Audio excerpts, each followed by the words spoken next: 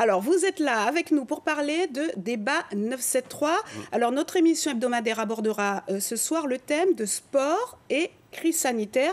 Il sera notamment question de la façon dont les clubs et les ligues ont traversé cette année difficile. Un véritable voyage dans l'inconnu, une traversée du désert cette année 2020 pour les clubs, les ligues et les comités. Alors, comment ont-ils vécu cela? Ils vont nous raconter cette histoire ce soir. Et puis, comment avoir pu garder surtout les licenciés pour ne pas les perdre et poursuivre ce lien sportif, mais pas que, car vous le savez, Catherine, les associations, c'est beaucoup de travail social avec eux et éducatif. Donc, comment cela s'est-il passé pendant cette année 2020? Et puis, quels sont les impacts financiers, car les sponsors, eux aussi, ont souffert de cette crise. Comment les clubs, en cette année 2021, vont-ils pouvoir se poursuivre leur activité?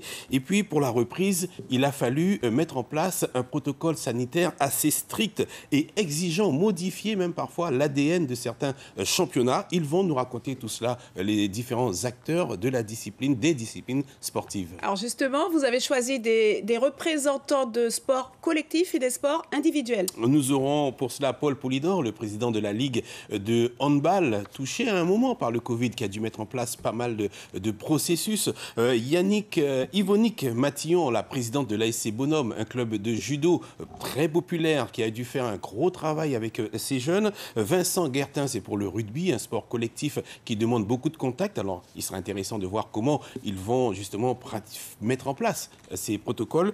Et puis, Saint-Luce Mazarin, il est lui représentant de l'athlétisme, président de la commission d'organisation des courses sur piste, l'athlétisme qui aussi a été frappé par cette crise, Catherine.